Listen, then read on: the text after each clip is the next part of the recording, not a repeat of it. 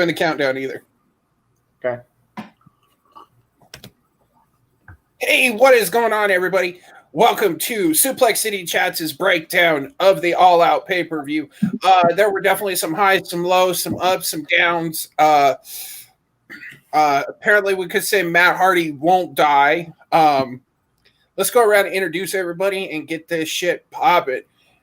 He is Mr. The Man, the Myth, the Legend, JP3. What's going on, everyone? About to talk about All Out. A lot of mixed opinions on today's show. It's going to be fun. It's going to be diverse, and I can't wait. Let's get it done. And let's all remember, we are friends here. We may not have the same opinion, but, let's keep going with the evil dose himself. I am all in on talking about All Out. And yes, there are some mixed opinions here on an interesting show. So let's get it started. In the words, actually, you know what? We'll introduce our resident villain, Mr. Haven Pendergast. What's up, brother? What's up, dudes? Can't wait to break this pay-per-view down. It was something, that's for sure. Some great stuff and some ouch. So, yeah, we're going to get into it, brother. Some ouch. Man, why you gotta bring up Matt Sindel before we get there, brother? I mean, come on now. That was definitely an ouch. So, all right. The pre-show, in my opinion, didn't really have much. Joey Janela got a win. Private Party got a win. That's pretty much all I want to go. Let's just jump straight into the main card. We're going to start with the tooth and nail match. Basically, Big Swole went looking for a fight at Britt Baker's dentist office, which if you actually look at that area close enough, you'll know it's not a real dentist office. I don't know too many places that are tatted up or like tagged up in the back, but I kind of liked it. JV3, what'd you think? It was all right. I mean, look, they had to do something different. They had to do something. I don't know where Britt is with her leg injury. I mean, obviously she's on her feet. She's doing some things, but she is limited in ways. I don't know if that's what it was, but they did what they had to do. You know, it was themed. There's a few things that people are going to bring up in this match. I'm not going to bring those up. I'm going to let them bring those up. So I'm just going to talk about one thing, and I just need or really want Big Swole because she's amazing, and she's got the look, and you could tell, you know, in real life she would beat somebody's ass, but that's the problem, is that she could probably punch somebody so good in real life that when she tries to punch somebody in fake life, she can't make it look that good because she's trying too hard to not hurt her because she knows that if she connects, that's going to hurt.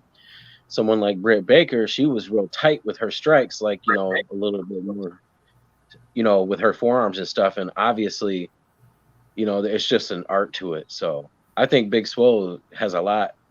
She has a lot going for her.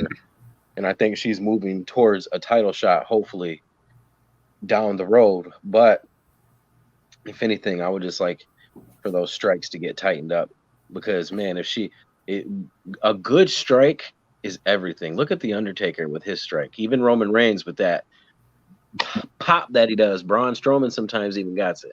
A lot of people got those really, really nice strikes. And, the exact opposite of Shane McMahon. So, wow. You know. But yeah, so other than that, I was fine with everything else. All right. Evil Dust, what'd you think of this? I don't think a place of business is any place to bring the hurt. Pun. Wrestling pun. All right, listen. Let's start on this one. Let's see. I think when you have a crowd in Florida and it's 95 degrees out, you need to start with a hot match. So I think that this was the first chink in the armor was AEW management caving to fan demand and putting this on the main card instead of pre-show. This, I think, should have been a pre-show or like a mid-show, like if someone wanted an intermission or wanted to watch it indoors. I assume they have indoor TVs where in the concession area or whatever. But this should have been a pre-show event. It really wasn't much for the crowd to get into sort of watching TV. I thought the match itself was okay. obviously, in a feud like this, or maybe not obviously, but typically the face goes over. I don't know why. Obviously, Britt Baker is the star out of this pairing. I don't really get the big deal about Big Swole. She's not that swole. She's not that big. I mean, I don't. I think that she's a okay wrestler. I don't think she's a great wrestler. I was more impressed with Little Swole than I was with Big Swole. Hopefully, we'll see her again. But there were funny parts. I mean, everyone knew that somebody was going to lose with some combination of gas and Novocaine. To this day, I still don't know what the nail part of the tooth and nail match has to do with it, and I wasn't really clear how you won. Obviously, have someone passing out is a way to win, but the I guess it was basically a last person standing match, but that wasn't really clearly explained, at least not to me. But I thought it was okay. I think the placement was a mistake. There were some comedy spots, and that was fine. Face one, no surprises. Yeah, and I agree. I think this should have gone second. I think that the Bucks and Drax Express would have been a good way to start it, and then have this kind of mellow it out before the Casino Battle Royale. But that's my opinion. Villain, what do you think? I know you're gonna shit on this, so let's hear it. No, I'm agree. I'm agree with both of you guys. I think the placement was wrong. To start a pay-per-view off with this type of match was just like when the fans are there. Yeah, we had the pre-show, but that was kind of a little appetizer for the fans. Once you get to the main pay-per-view, you should have started off with a real wrestling match, and then maybe third or fourth match, you could have thrown this in after, some bonkers match. Then this could have had a little lead, in the pay-per-view, cleanse the palate a little bit. For what we know about Britt Baker, I think she's still kind of hurt. She's not 100%. So this match was pretty much punch kick. The MVP was Reba. Her comedic timing, like she was, dumpster comes back out, got the banana peel on her fucking head. The Office, they didn't really use it too well. Just a lot of, it was basically like two, hallways and then that one room. It was short. I picked Britt Baker to win. Obviously, I got that one wrong off the jump. So, yeah, I thought when it's 2-on-1, with Reba there, you would think that Reba would have, jumped on Soul's back. Maybe that's how Britt could put the mask on her, got the win, keep the feud going because she's not 100% yet. So I doubt we're going to see like Britt Baker this Wednesday wrestling. So, I mean, yeah, it was what it was. I think it was just bad placement, but. Yeah, it was all right. It wasn't as cinematic as we were led to believe. I thought we were going to get some more cool stuff in, but yeah, it was there. Yeah. I do like the fact though that they used when they said it was in a dentist office and they actually used, makeshift weapons for it. Britt pulls out the drill and it's actually like a full-size drill. Britt stabbed herself in the thigh with the Novocaine. I thought that was kind of funny. But you're right. Yeah, that was cool. I thought it was funny as hell. Like I appreciated it for what it was. I went back and watched the matches out of order and put this, like I said, third, and it worked better. So it is what it is. I am surprised Big Swole won. I was wrong on that one. Let's move on to what I think was a hell of a match. We got Young Bucks and Jurassic Express. Evil Dose, break it down for us. Tell us what you thought. I don't know if I can really break it down, but I think this is what they should have started the pay-per-view with. I think this was, the Bucks are always good to start a match with. They're fast. They're creative. Jungle Boy is fast also. People seem to like him. Luchasaurus is that pop, that attraction, that kind of thing. So I think this would have been a hot start to a match on a hot night. And I think that would have gotten the crowd into it. I like the fact that the Bucks are still bringing that attitude with them. Not quite heels necessarily, but sort of all business, nasty, not particularly interesting. Not interesting. Interested in being friendly. there was a long segment where Jungle Boy was keeping up with them move for move, and Luchasaurus did his big moves. I'm sort of of a mixed mind with some of those. Asterisk C Ivar, but I thought it was a good match. The team that needed to win won. Obviously, the big story, building for a long time is the Bucks finally meeting up with FTR.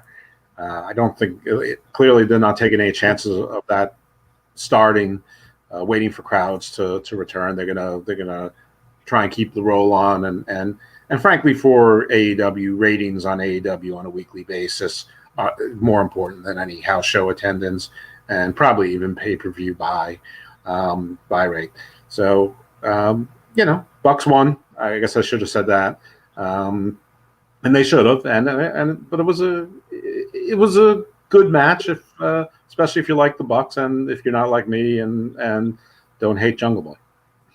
All right, Villain. What about you? What are your thoughts on this?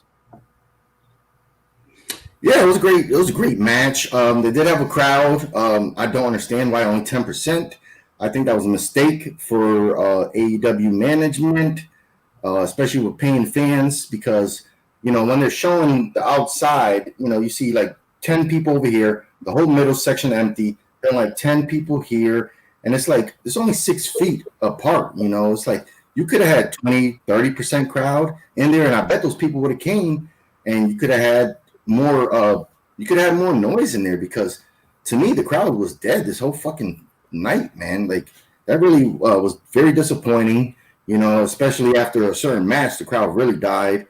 And maybe it was the heat too. I don't know, but yeah, the match was good. The Luchasaurus, or should I say Lucha Brothers, like Jim Ross called them, like a fucking idiot, and then Tony, I think, or Excalibur had to correct them, which, come on, man, like, Jesus Christ, dude, you're getting paid from that company. Step your shit up when it comes to commentary. But I'm not going to keep talking about my feelings about Jim Ross, but the match, it was fast-paced, hard-hitting. The only thing that's really confusing me is it seems like all of the Elite are going to turn heel, but it makes no fucking sense. You just got FTR in there and their heels. So why are you fucking taking the crutch from poor little Marco Stunt and then kicking him in the goddamn face with Sweet Chin Music? Like, what do you do to you guys, man, to deserve that, That's not cool. And then Luchasaurus did have a really cool move when he jumped outside of the ring past the guardrail and landed into all the extra wrestlers. That was really cool looking.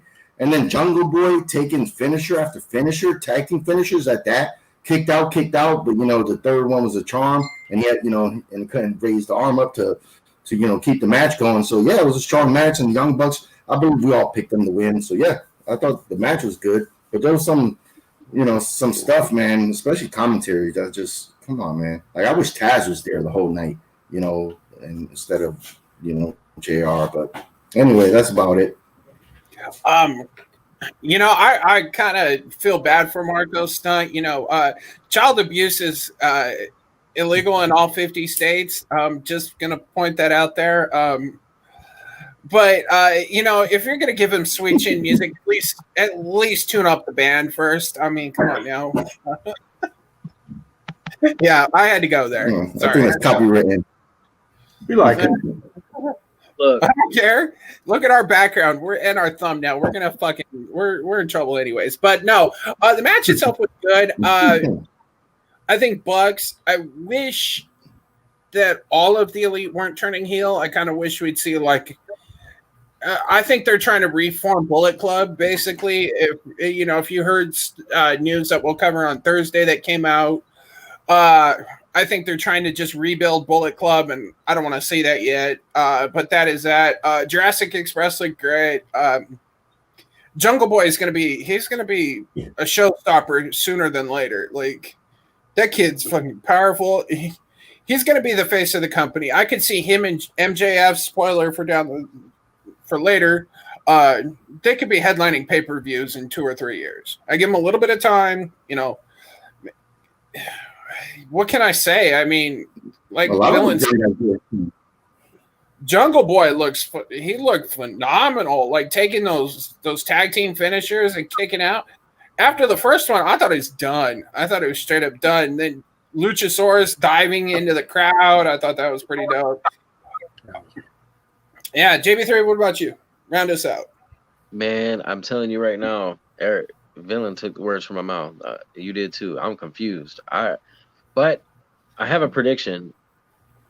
Not a spoiler. It's going to be just a prediction. Okay, but, Paul Heyman.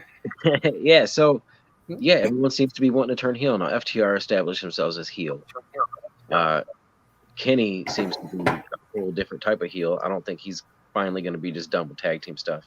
Like he's like, what am I even doing? Like he left and he was like, I'm going for a clean, he teased it. And then, the Young Bucks teasing their little mean side. And then the only person who isn't going heel is the one everyone's going to love is Hangman. Hangman is going to be the babyface out of all of this. So I think the Bucks are going to stay face. I think in the long run, they're just going to their characters are going to be more serious, which is needed. More, they're older now. It's time for them to I hope when they have their match with FTR, I hope it's going to just be something that we all been waiting for years, like it's supposed to be. But I digress. The match itself, the super kick to Marco Stunt was nasty. That kid can sell. I want to chime in. That kid can sell.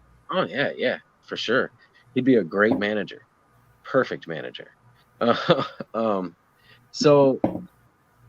yeah, it was a really good match. I think that we've seen the Bucks and them two guys face each other maybe before. I'm not sure. I can't remember, but they kept Jungle Boy strong, having him kick the finishers. It was nice, and it was needed because he is the future star. You're right.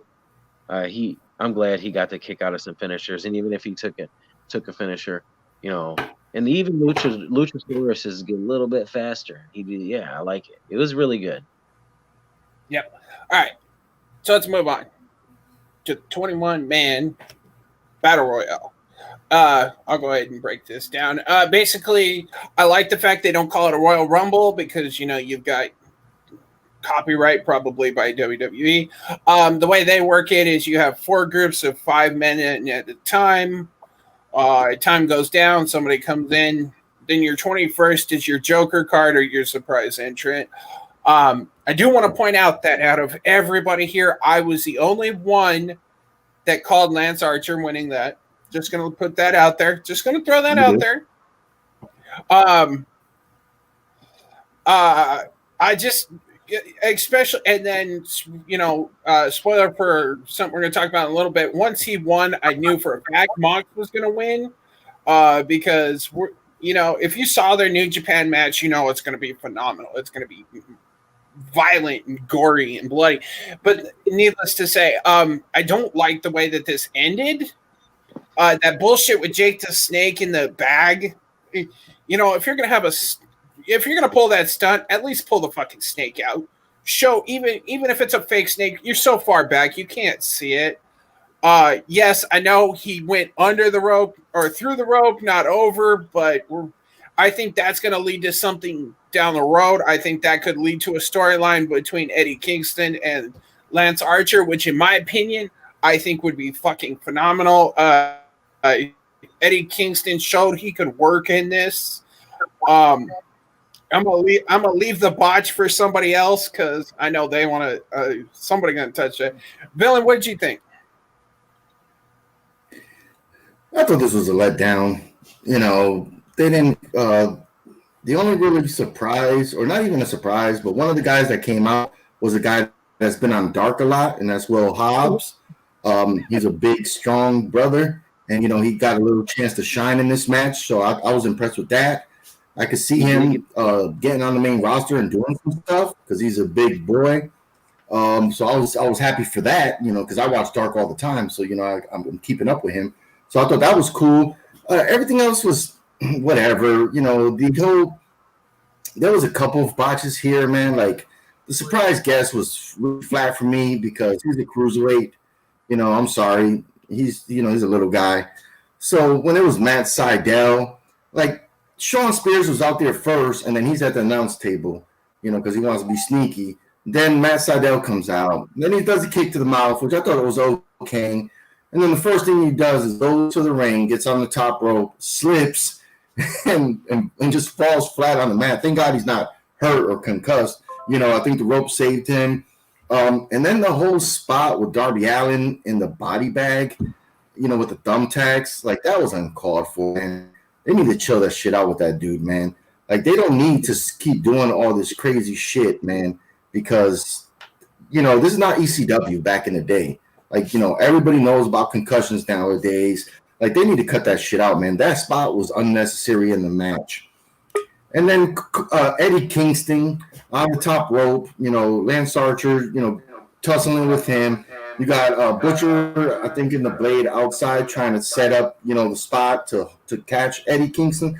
And then Jake the Snake with the bag. Like the announcers keep talking about, he's afraid of snakes. He's afraid of snakes. But then Eddie Kingston no-sells it. Never really looks at the bag. Never like goes, oh my God, a snake.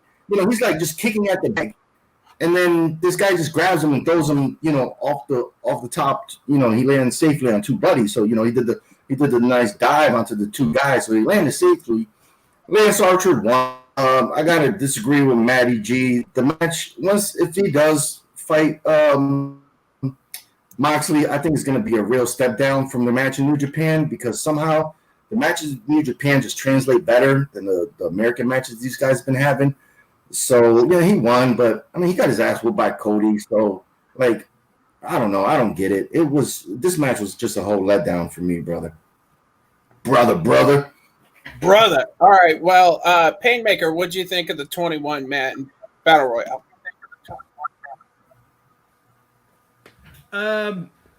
This was a mixture of meh, honestly.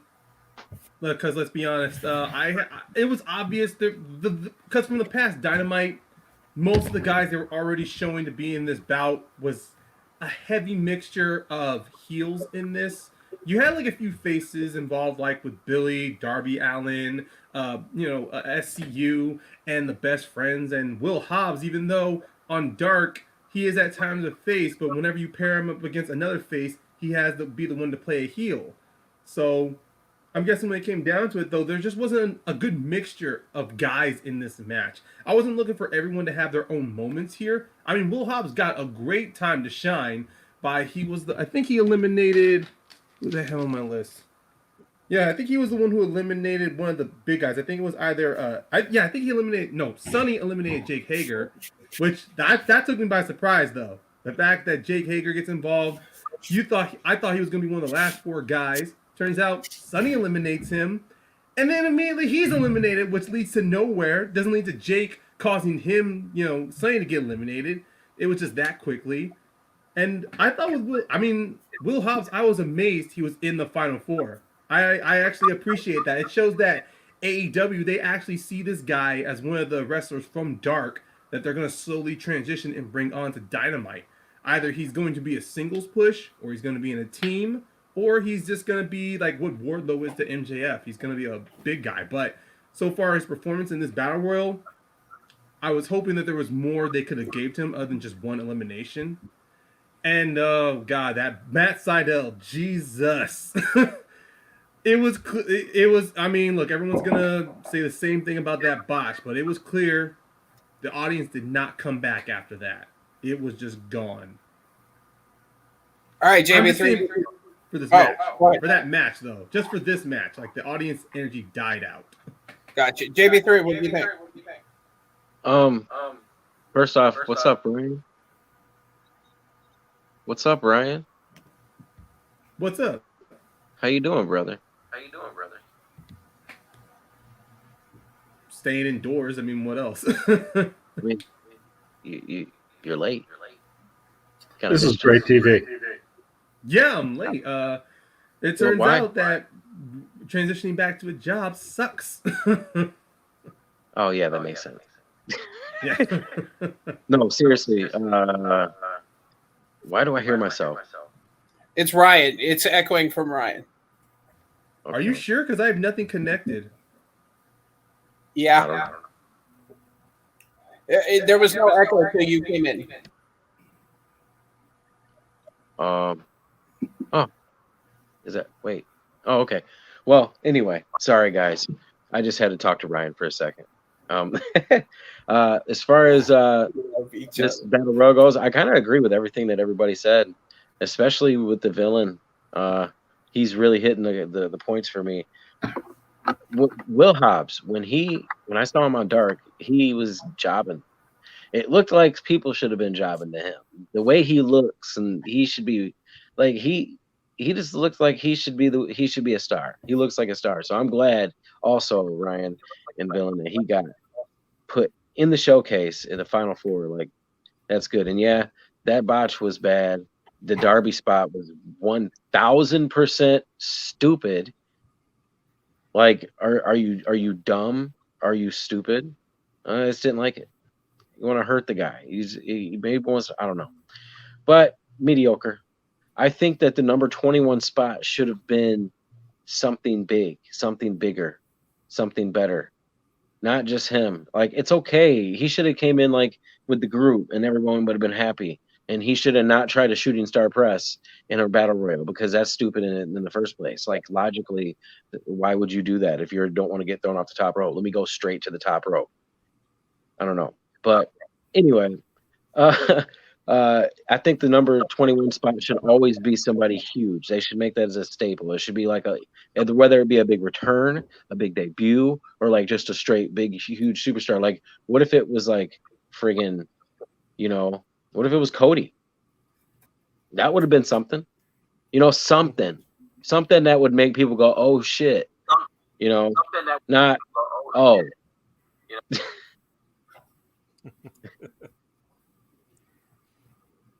All right, Evil Dose, wrap us up. All right. I agree with a lot of what everyone said. I want to preface this by saying I usually like battle royals a lot.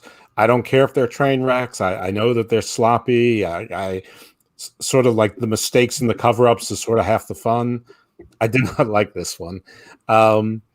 I really don't like how the groupings. First, I do like the concept of groupings of 5.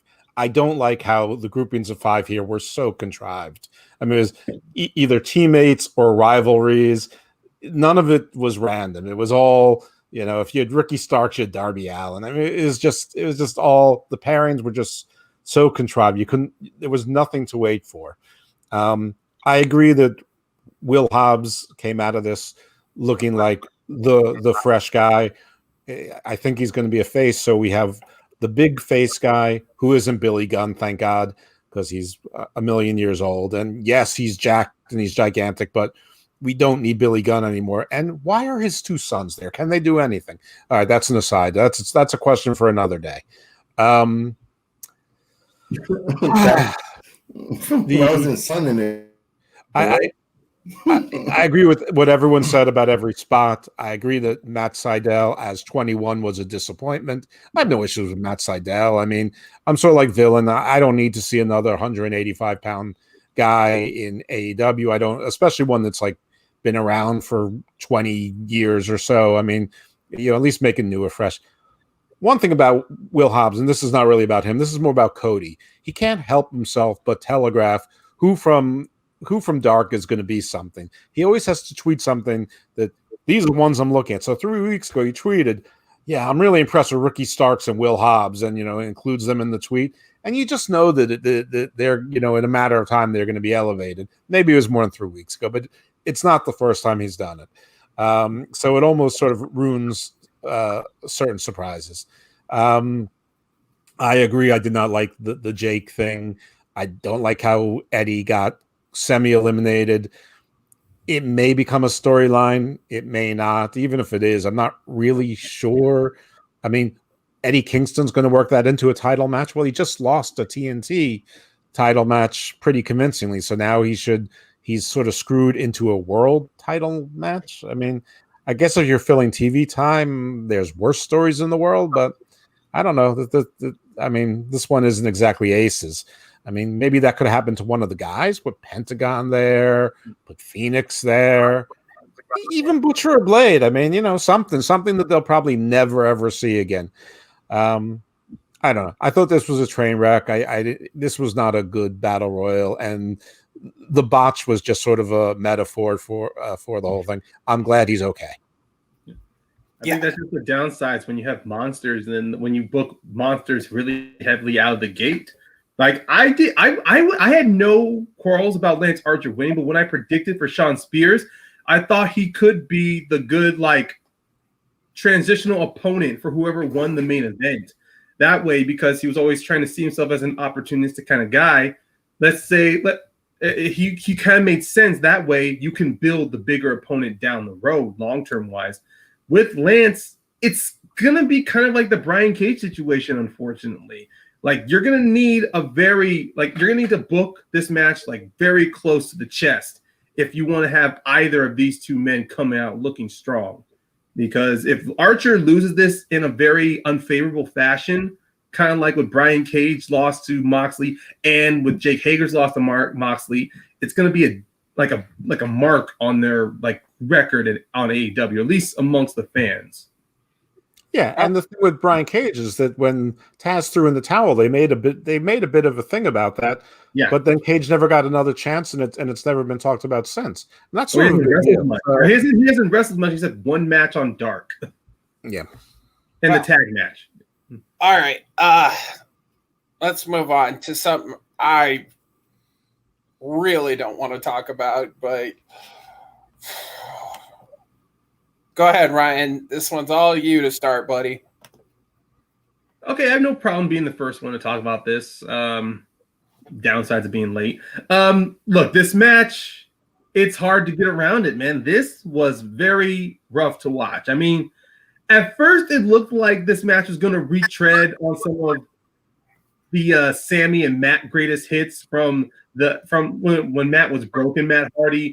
Sammy going to run down Matt with that cart, and then of course Matt, being the veteran, decides I'm not going to outrun it like Sammy does. I'm just going to stay in one spot and dodge it, which is great. But it was clear when they started brawling to that high spot off of the stair climber, and when you saw that table there, I was worried because I rewatched it. Look at the distance between where that stair climber was and that table. That was it was clear someone was going to land in a bad way because that table was a little too close to it. If it was moved a couple inches apart, those guys could have taken that bump on their upper bodies to where they could still protect their head and their necks. But when that happened and you saw those replays they showed on commentary, yeah, Matt took the worst end of that. And as much as they tried to end this match as quick as possible, Sammy unfortunately did not get that message when Aubrey they weren't hiding it. Aubrey threw out that X twice in that match, and Sammy did not care. Not to his fault. Not his fault. He was trying to, he was still fighting. But it was clear when they brought out that doctor, you thought this match was over. They were going to cut, maybe do some backstage interview, but nope. They came back to this match again, and it was pretty clear when Sammy was taken away to the office. It was clear they were quickly shooting off the hip, this is how it's going to end now. This is how it's going to end. And man, I was so worried for Matt. I'm personally glad he's not that seriously hurt. From the reports, he did an MRI. He came out clean, no concussion problems. But it was clear the glassy look in his eyes, the wide-eyed stare he had, he did take some damage. And I'm pretty sure Sammy falling into something would have been the original ending of that match.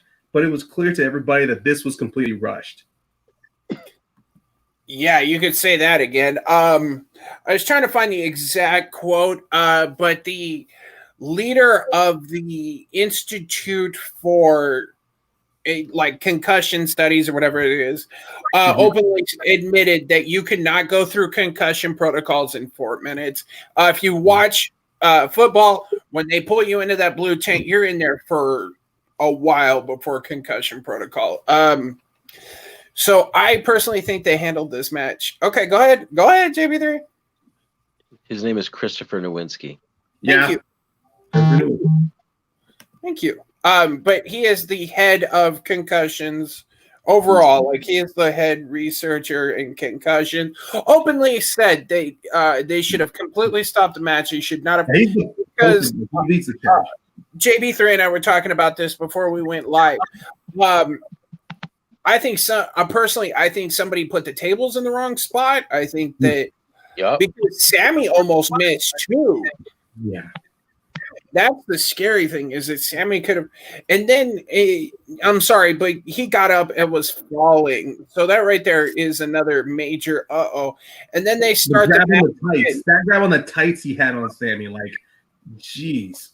Well, and then they climbed up 10 to 15 feet to finish it off. They should have, and unfortunately, AEW, in my opinion, booked themselves into a corner when they said if Matt loses, he leaves, because what they could have done if they left that stipulation off, they could have gone, for the wrestler's safety, we're gonna stop this match. We will pick it up another time on Dynamite or what have you at the next pay-per-view, and just had it continue from there. Hell, they could have, if they hadn't done it, they could have given Sammy the win and had Sammy continue to taunt Matt Hardy this whole time, and then had it in another pay-per-view. So, is it my turn? I think he froze. You go. Yeah, take it over. Take it over. I guess it's my turn because he froze. Sorry, Maddie. Oh, it's all good, man. Sorry about that. Yeah, I'm back. I was going to say, go ahead.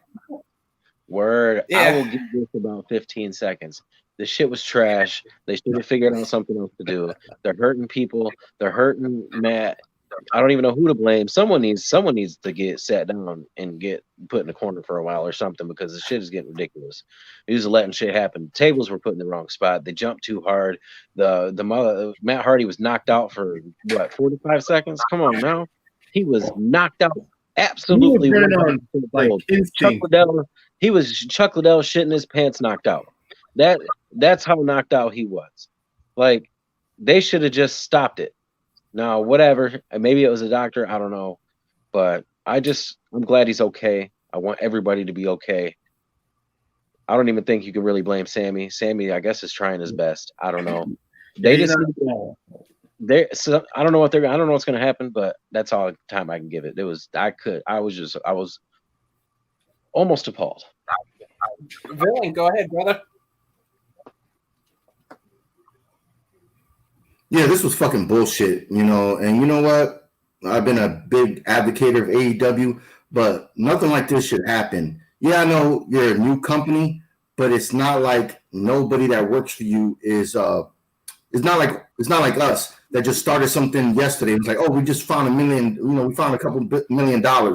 We called a couple guys and we're gonna do a show on Friday, and they're gonna do whatever they can, because this shit was ridiculous as hell. I understand they probably had a couple things they went through, but even Matt Hardy's wife said that this was, live on Saturday. It wasn't taped. So, to go off the lift right off the jump, I don't know what the hell the match was supposed to happen after.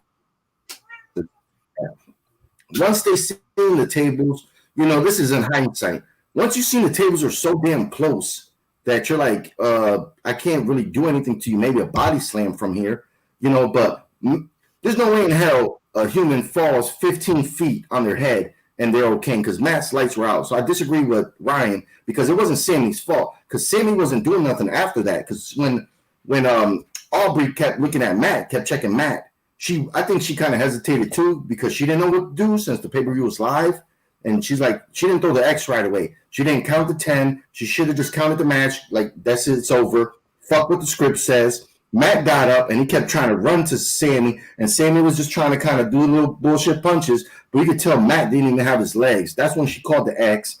That's when Tony Khan, this match should have just never restarted. He should have went to the hospital. Tony Khan could have went out there on pay-per-view and just said, hey, events happen. We all wish Matt Hardy the best. I hope you guys pray with us.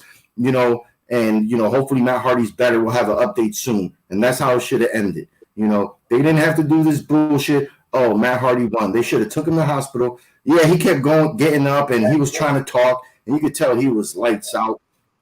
So This was disgusting, and it sucks because if this didn't happen, we probably would have been talking about something else. Ryan, you already talked, bro. Like, come on. That's why we keep points at us so we can have our chance and let somebody else talk. But anyway, it's not my show. I'm done with that. I just said this was despicable.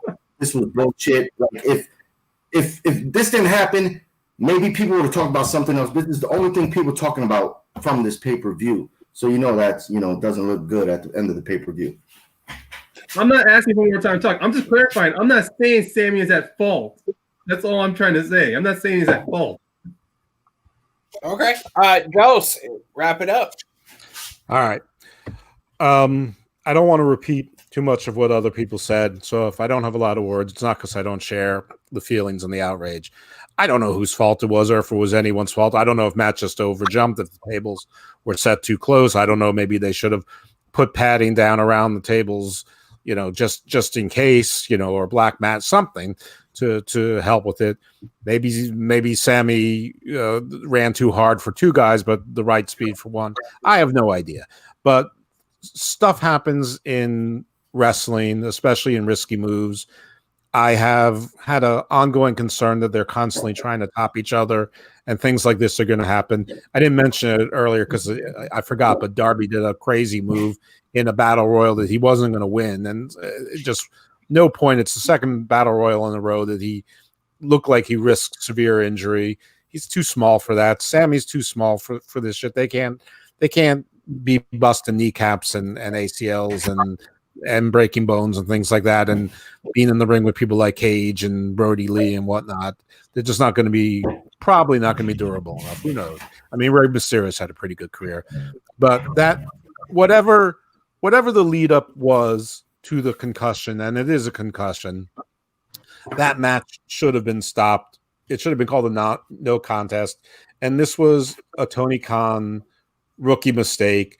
There is no concussion protocol that lasts that short. There is none.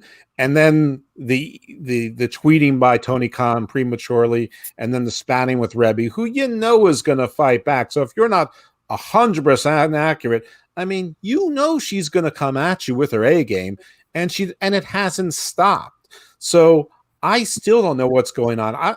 I'm afraid about tomorrow night, Wednesday. Just because Matt's going to be live on Dynamite doesn't mean he's not concussed. It just may mean that just like he wants to continue this match, he wants to continue to fulfill his obligations and continue to work and show the world that he's not washed up at 45 and he can take it, and he is unbroken and unkillable.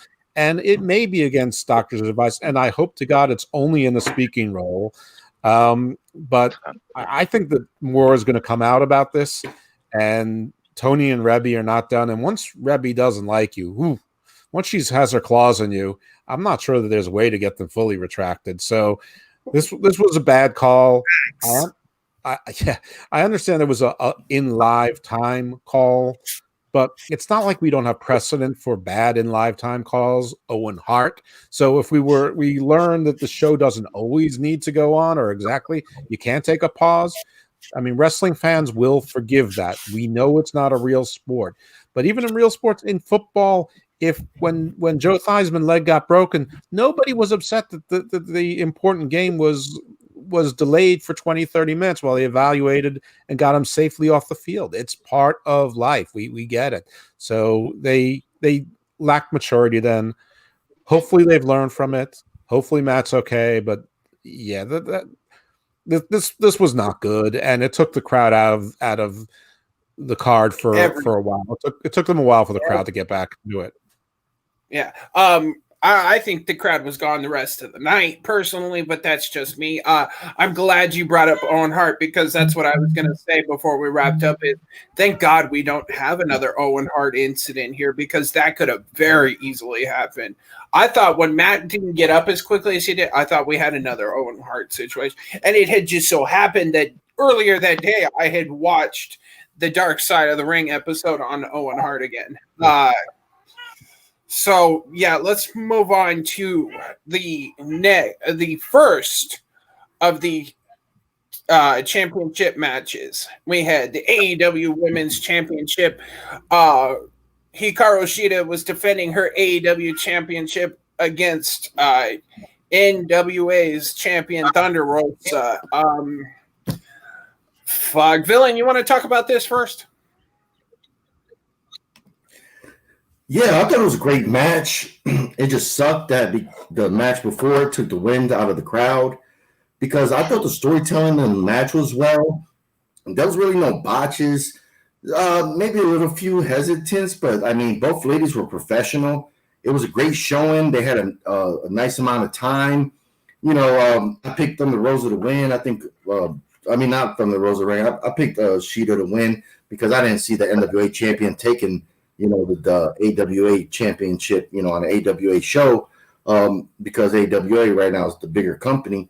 But yeah, both were hard hitting. I like the submissions they kept trying to do, and they were doing power moves. I just wish the crowd was into it, man. It just sucked because this match was just a dead crowd, But I thought it was a good match, man. Shida is a pro, Thunder Rosa is a pro, and they put on a hell of a performance, man.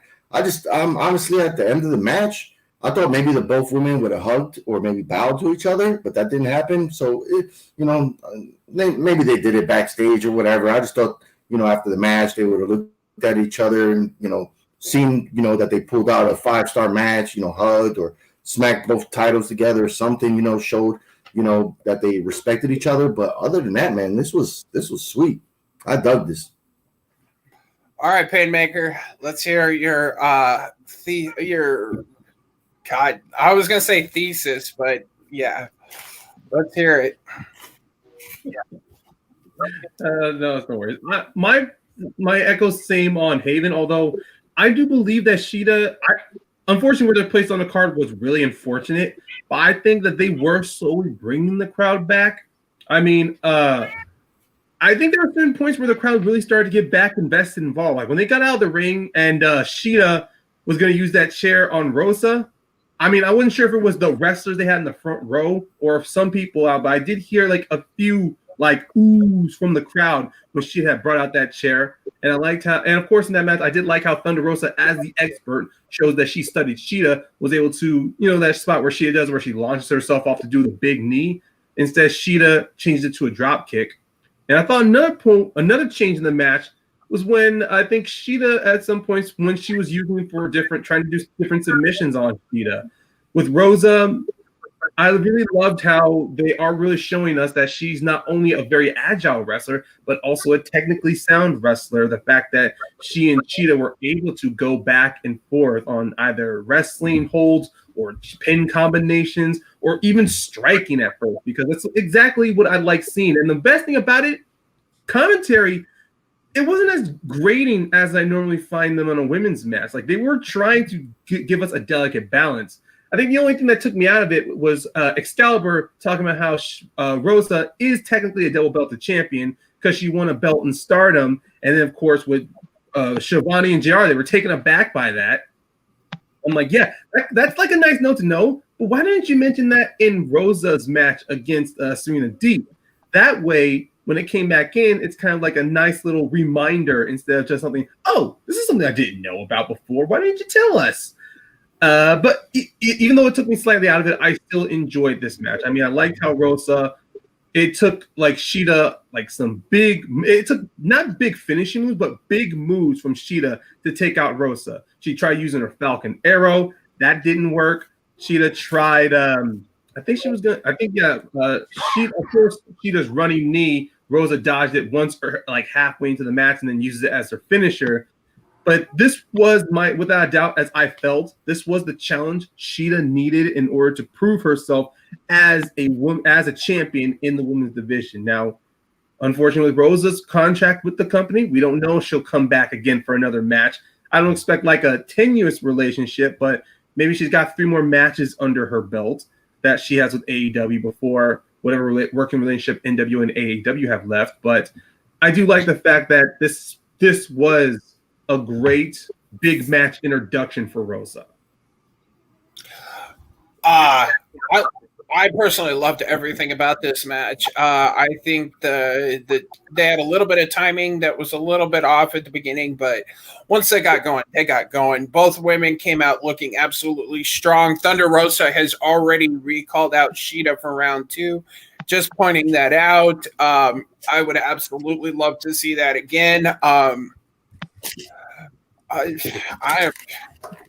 They both came out looking stronger than they went in. JB3, how about you?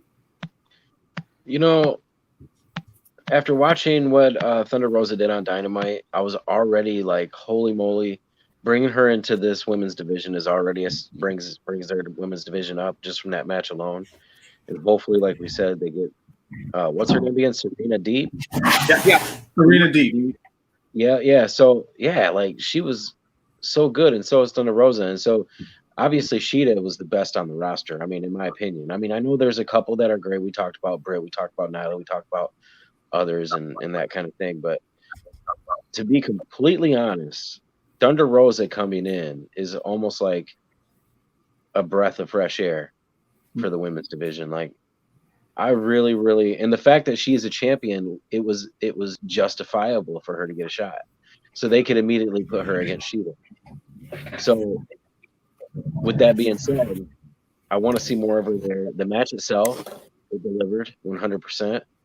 As far as the submissions, the submission attempts, the back and forth, Sheeta has this crazy ability to turn it up out of nowhere. It's just like she could be doing nothing, and all of a sudden she could just turn it on and just go 100. Like it don't matter if it's 20 minutes into the match. I don't know how long their match was, but I'm just saying, like, and Thunder Rosa was right there. I think I would love to see more of her, and I want to see Serena D eventually get a shot at Sheeta. What would that be like? I think Serena D would be a great workhorse for that division. She'd elevate so many other stars. That'd be an interesting one. It looks like it's about 15 minutes. Looks like they went about 15 minutes. Yeah, I want to see more of that. Yep. Dose, what do you think? It's hard to recover after what just happened. So I think the timing for them stunk. I think they put on a really good, sound match. I don't know that it was the kind of match that gets a sort of a hurting, befuddled, confused, concerned crowd back into a match. That said, they couldn't change what kind of match it was. It was a technical sort of back and forth, methodical 15-minute match. Maybe if they could have put the Young Bucks versus SCU versus Private Party in a sort of a ping pong or pinball machine match that could have gotten the crowd back into it or something. But it stunk for them. Good match, definitely delivered. I'm glad that there wasn't a schmoz finish. I am a little bit curious as to why we've seen so little of Nyla Rose over the last few weeks. Like, she was doing those promos with Vicky Guerrero, and we've seen Vicky Guerrero, but we haven't seen Nyla. So I'm wondering about that. Don't get me wrong. I'm glad she didn't come in and interpose herself in the match or interfere or make any sort of a talk from the side or a distraction.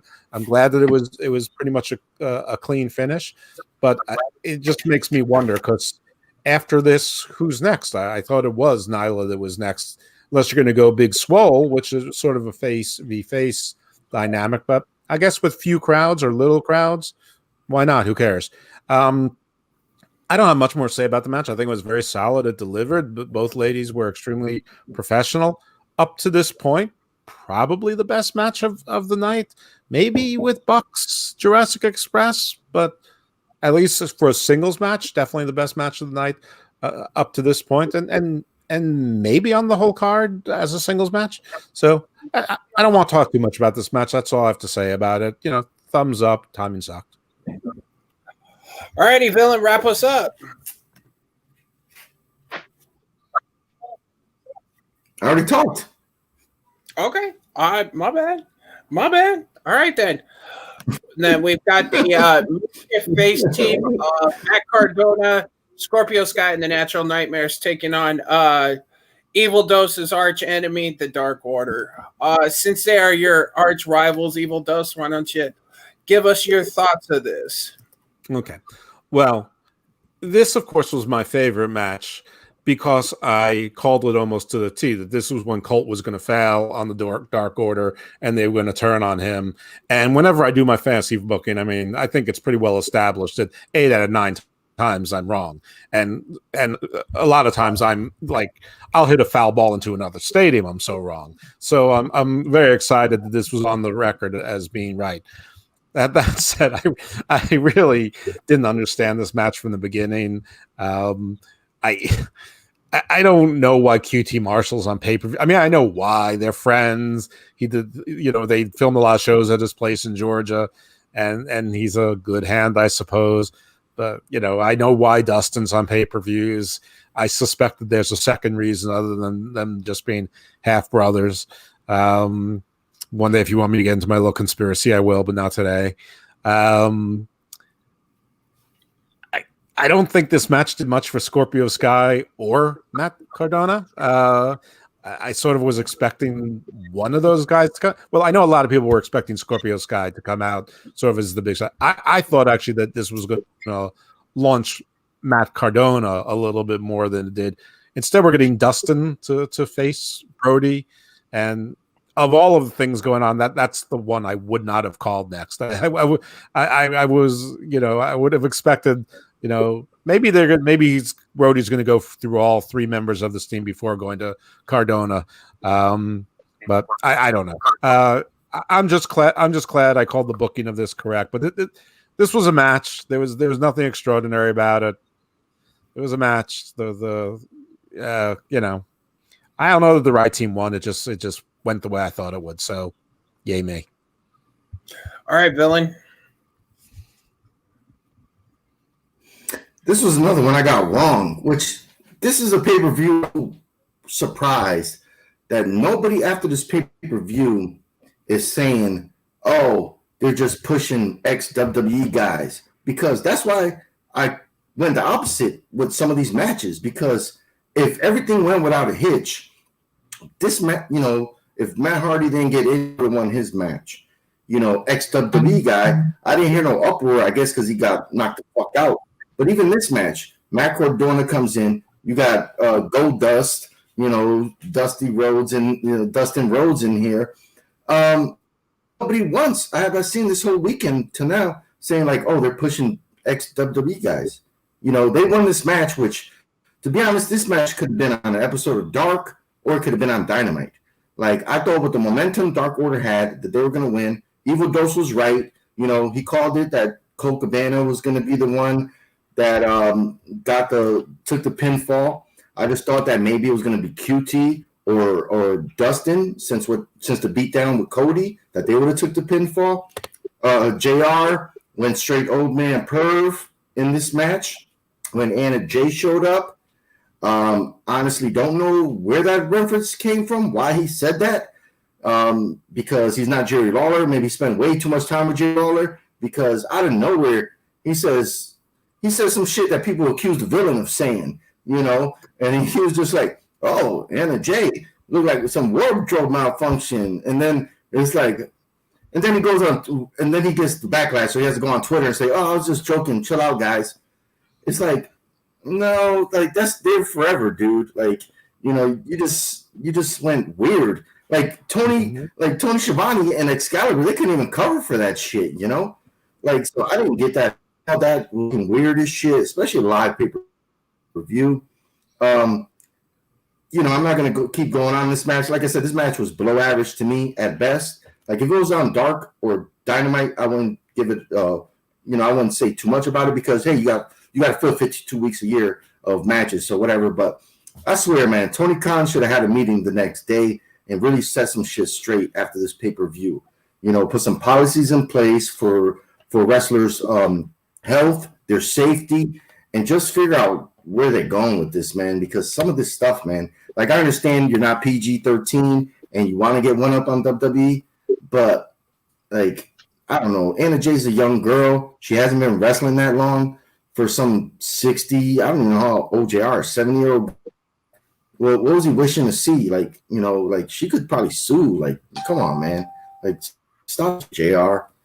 Anyway, that's enough out of me.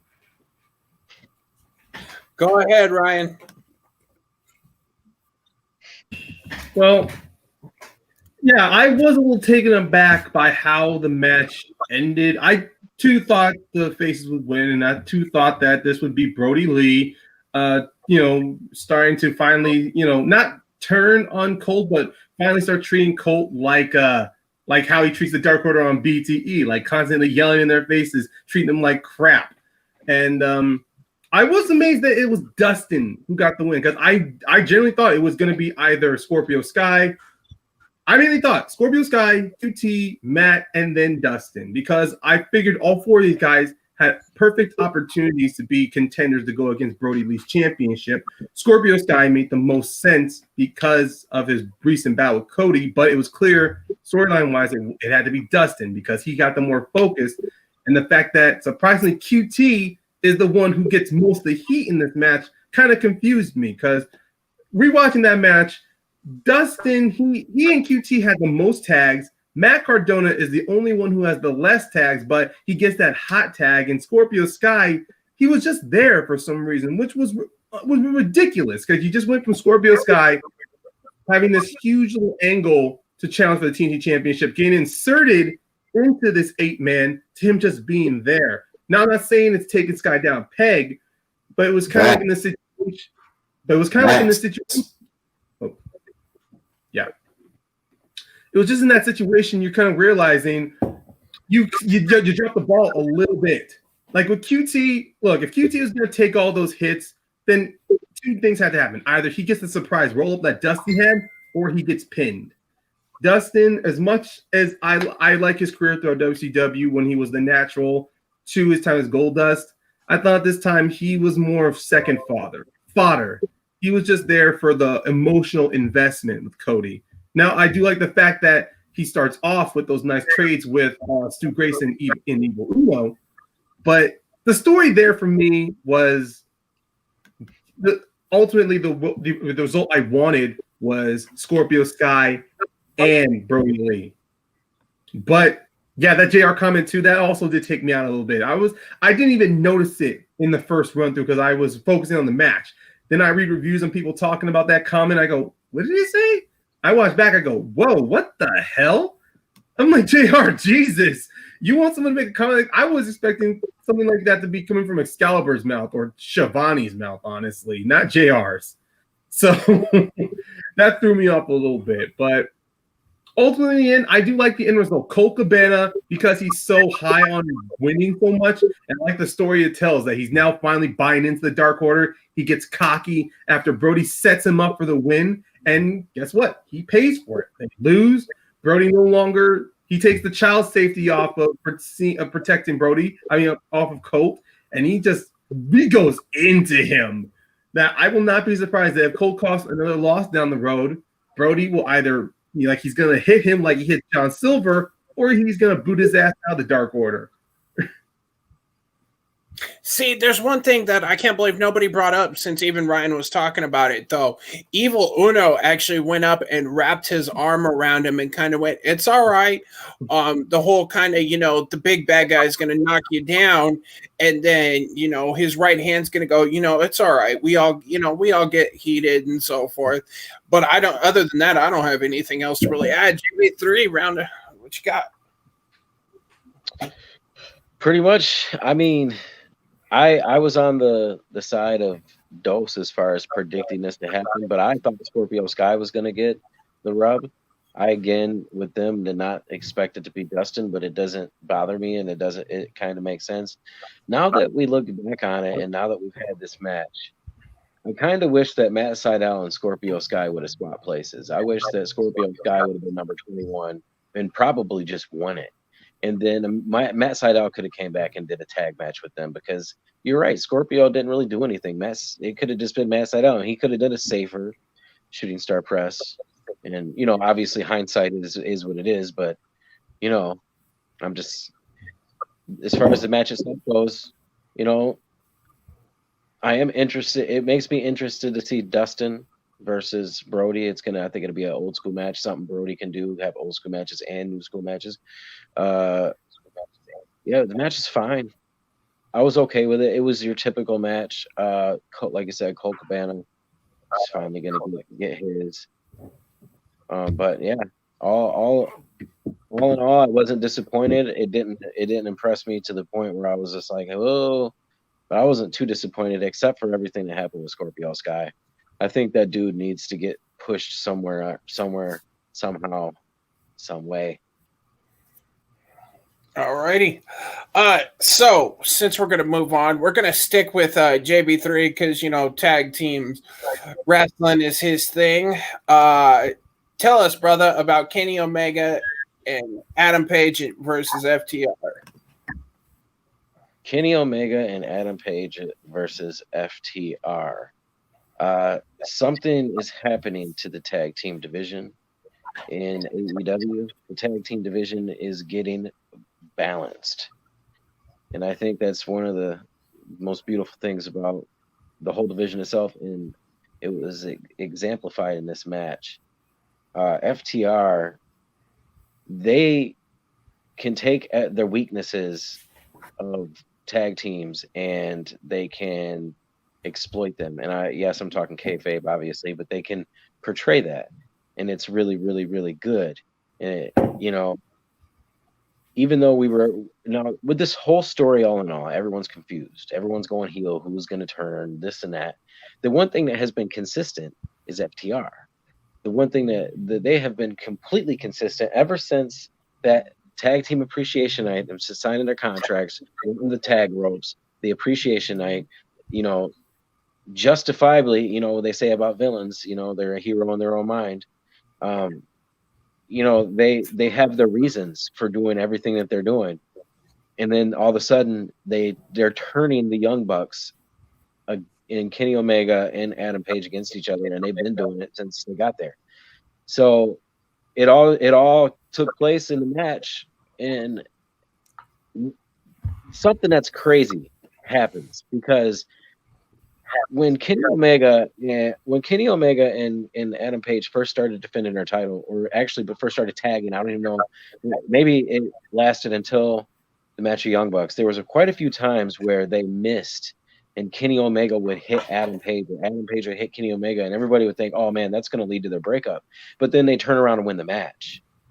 This time, and it didn't happen for a while, this time it happened again.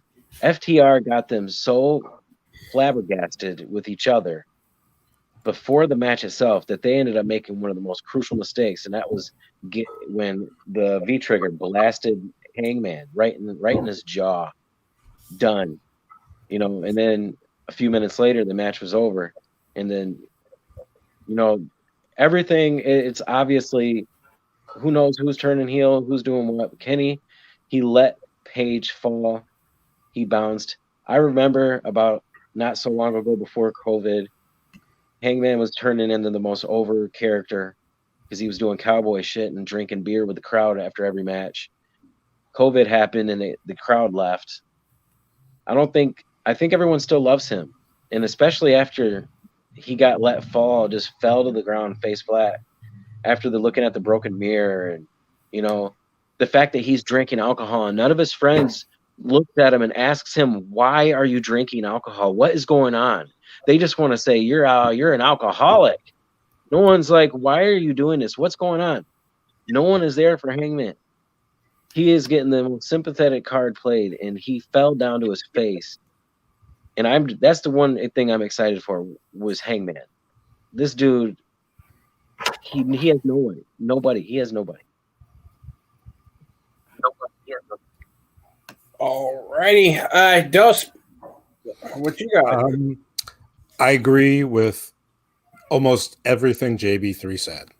I think that it was from the psychology going weeks back, the FTR, they've kept their eye on their prize the entire time, and they charted a straight course to that, and played whoever they needed to play, worked however they needed to work, looked like they were everybody's friend or trying to be the good guy, and they were always sort of the bad guy.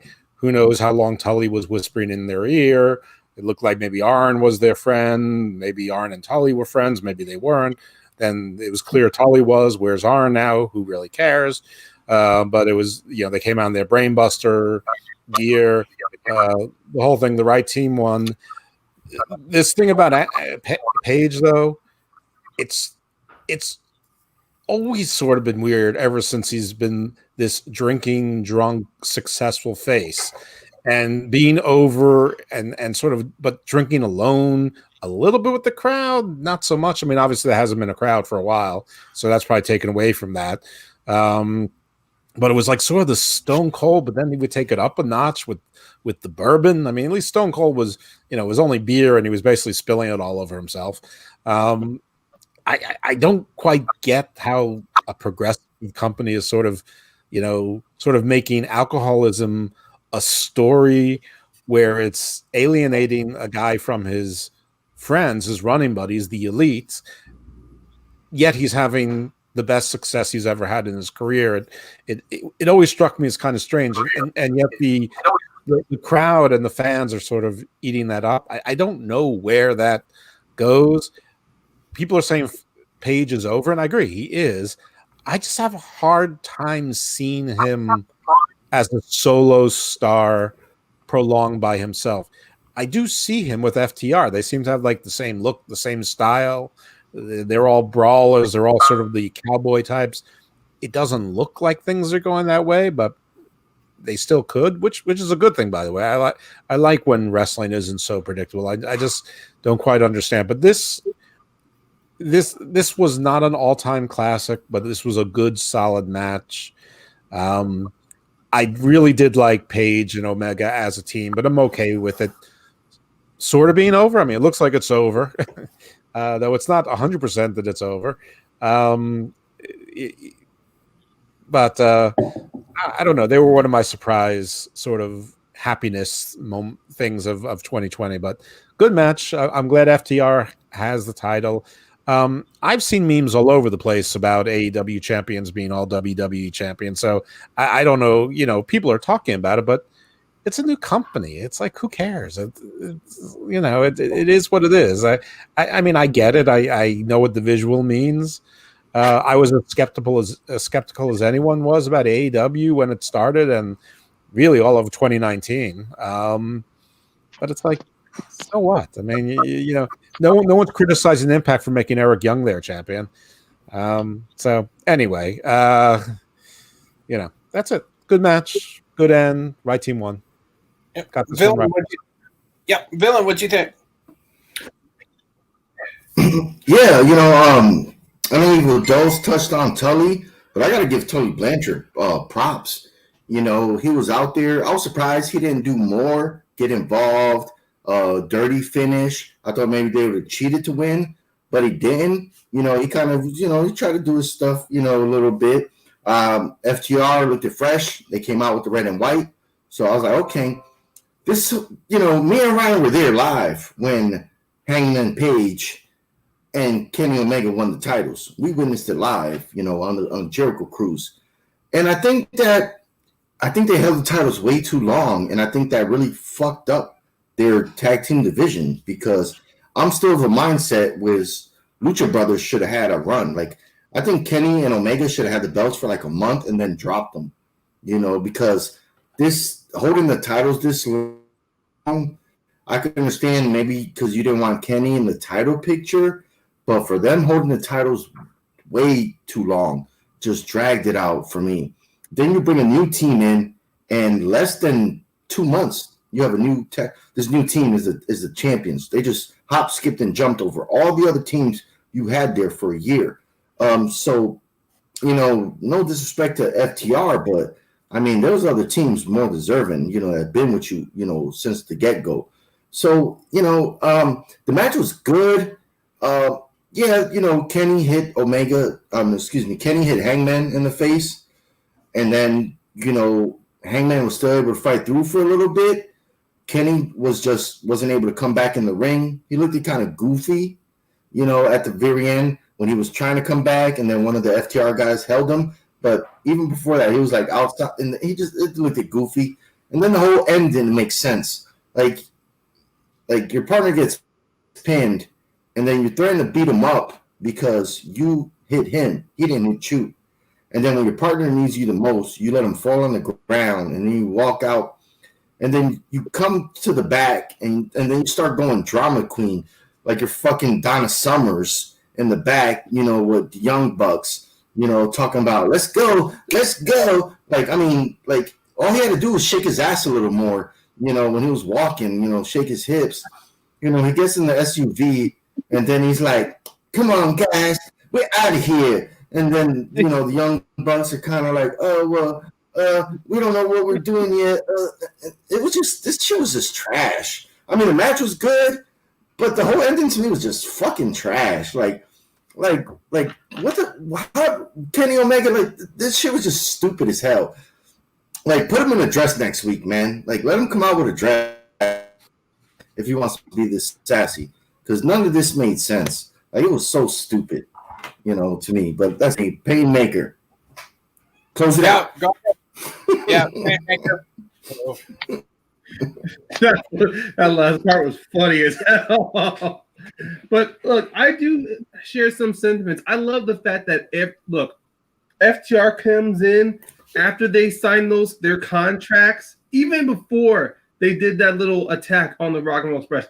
I loved even then they made a contract stipulation in all their matches. They want traditional tag team rules, the tag rope involved, which is one thing the Bucks did not use in their tag matches. As you can see, the ref always needed, like, no matter they needed to see a clean tag or not, no tag rope. So I like the fact that FTR coming in, they wanted to be traditional tag team. There was a bit of a slow build to them. Yeah, they hopscotched over a couple of teams to get the belts. But I like how with FTR, there was a bit of a story building there, how they became friends with Hangman. And even then, mirroring JB3, the story with Hangman, like, the moment Hangman decides to break away from the Elite and he's on his own, he tries to, there was a story there. First, it was meant for him to go heel.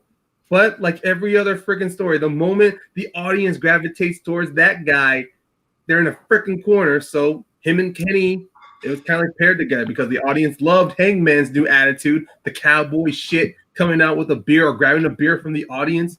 And I agree with Haven. They should have lost it like a month or two afterwards. That's why I thought in Fyter Fest, they should have lost those belts. But otherwise, the match itself, it was great. We saw FTR do exactly like traditional tag teamings. They use the tag rope. They use quick tags. They attack the weakness from their opponents. Like when Kenny got his leg hurt, they did not stop attacking that leg, and it played to perfection towards the end of that match, to where that chop block came in, to where it slightly crippled Kenny towards the end, to where he wasn't as fast enough to break up that second spike pile driver.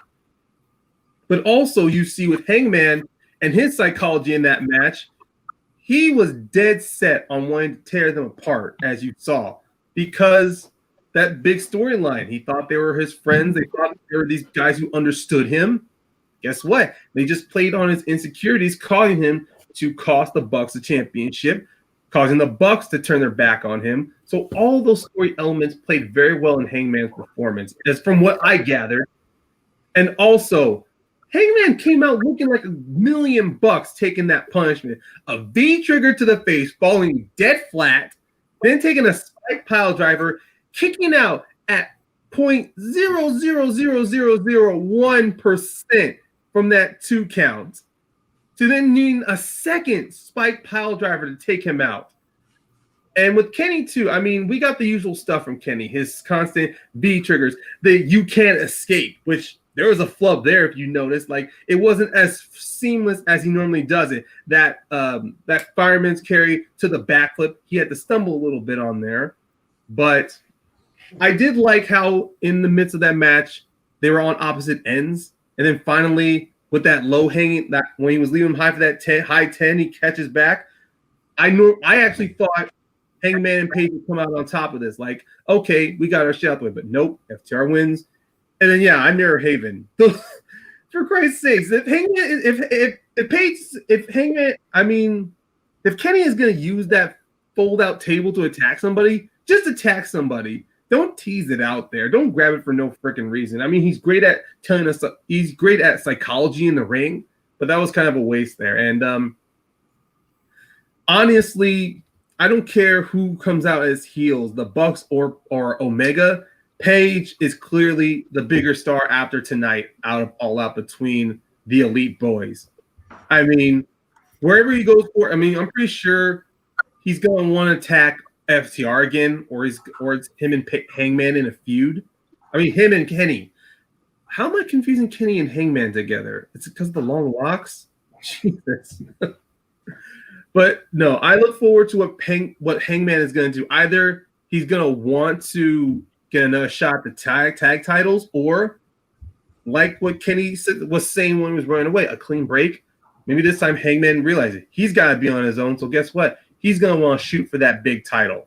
And just like during the first year of AEW when Hangman wanted to be the first champion, maybe this time he has the momentum to actually become champion because now he's all alone. Okay, I'll wrap this one up. Woo! That's what he said. Yep. I figured somebody here was gonna jump on that one. That's weird. I enjoyed this match. I like the fact that you see the splintering in their relationship. I think that's going to be their first feud. It's going to be Kenny and Hangman. They're going to feud singles run. That's going to lead to, with the Hangman, the Omega heel turn. I agree that the bullshit at the end was a little uncalled for. FTR won. The right team won. They looked old school as hell. That second pile driver, and then Hangman barely standing, and then falls forward, just completely gassed. And Kenny just looks at him like, "Bitch." I like that, but after that, it was all downhill from there. We all know why it happened, because they had to set up for the next match. Let's give everybody something to watch so they don't see what we're building here, sort of thing. Yeah, you guys covered it quite well.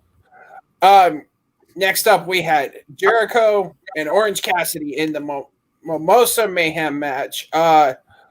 I really enjoyed this match. I think it really put Orange Cassidy over. I like the way it was set up. I thought it was going to be like just this big ass pool set in like ringside, where they would like fight on. I like the fact that they were smaller pools attached to the ring, so it kind of gave it another element to the match. Jericho looked strong as ever. Orange Cassidy came out looking like $1 million. Ryan, Orange Cassidy's your thing. Lay it out.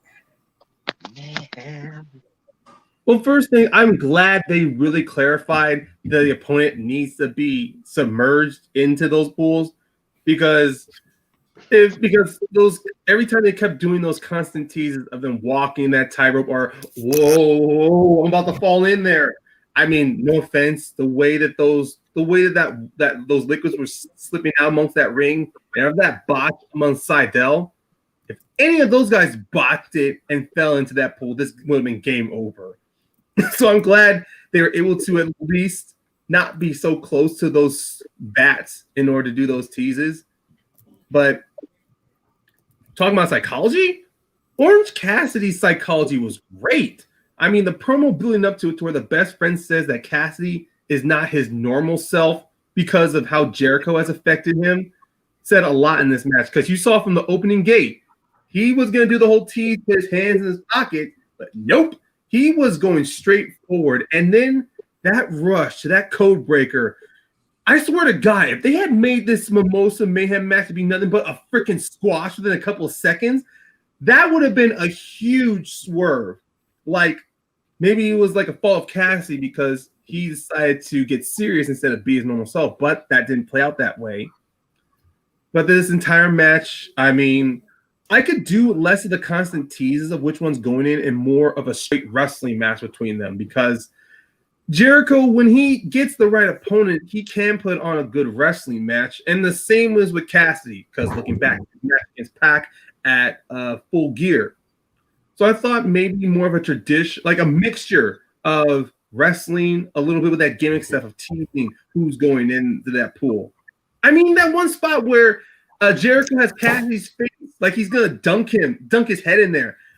Since it had to be full body, why don't you just do that? Dunk part of Cassidy's head like you're gonna drown him in that vat. Because what was the point of telling the audience the wrestler's body has been submerged in those vats if you're not going to do certain teases? Like you're literally going to try to drown somebody in those vats, or more situations like I don't know. You could have did some great variations of that. But I do like the fact that Cassidy wins. It doesn't hurt Jericho, honestly. The fact that he didn't lose through submission or pinfall, he just lost by getting tossed into a vat. So that definitely protects Jericho to all the Smark fans out there. But at the same time, this also gets Cassidy over because you saw another side of Cassidy when he does get very serious. Alrighty, JB3. Yeah, I mean, I'll say that this is probably their best go out of the three. I was not a fan of the finish of the second match, so seeing that they were able to put a tank in there, it was, it's Jericho. It is what it is. I'm not hating on. I love Chris Jericho. He knows how to work. He knows how to work these types of matches, especially. Like he's really good at making something that, the old saying, and yeah, so they did their thing. Orange Cassidy. I think Chris Jericho would tell you that he made Orange Cassidy into a main event star. I think that's a little bit much. I think he definitely elevated him. Definitely in this match, he elevated him. Being able to go one-on-one with Chris Jericho and beat him, pin him, and then in the big match, knock him in to Mimosa. First off, kudos to Jericho for taking that, because you could tell that after he fell into the tank and then came back up, you could tell he could smell it, and he was just like, oh, you could tell he was like, ugh, it smells like sweat, wet clothes, and wet leather, and dirty shoes, and alcohol. Like, ugh. So kudos to Jericho. The match, it could have been better. It could have been worse. It was what it was. Got to see Chris Jericho go into a big tank of mimosa. Chris Jericho does his thing, man. All right, Dose, what do you think? Okay. So listen, the only way to win this match was to submerge your opponent in an 80-gallon tank. There's no 80-gallon tank. They had two 20-gallon kiddie pools. So first of all, lied about that. So we have one gimmick match where nobody tells you what it is, the tooth and nail match, and then another gimmick match where the gimmick changes. It wasn't one tank, there were two. I understand why they had to do it, but Jesus Christ, couldn't someone have figured out that the 80 tanks is up here and you have to get a step stool or something to throw someone into it, or an elevated ring or something? So right then and there, I was unhappy. But listen, you already know how I feel about Orange Cassidy. I already know how all of you feel about Orange Cassidy. There is nothing in this match that I was interested in. There is no way that I'm ever going to believe that that guy is a main event star. Just the same thing about Dominic Mysterio. I don't care. I don't care what he did. I don't care what he looked. I don't care about any of it. I think it's a waste of Chris Jericho. He's one of the biggest wrestling stars in the world. He is your franchise. Whenever anyone else goes out, he's the one who's going to carry the brand. And you had him lose to a joke. The end. That's it. The end. Garbage, trash, and El Fin. Villain.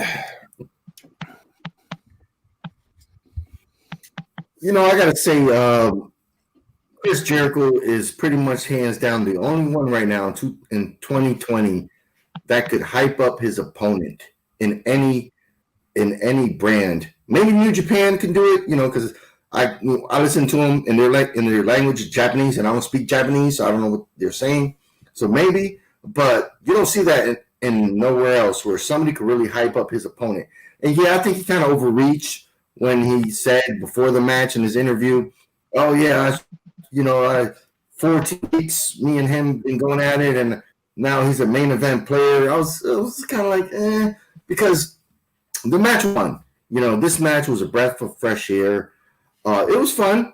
It reminded me of the Jericho cruise me and Ryan were on, because the ring and then the two kind of, remember when the jacuzzis were on opposite ends, but one we couldn't use because they had the stage right there. So they remind me of that. And I was like, okay. So that threw me off because, I even said it in our predictions.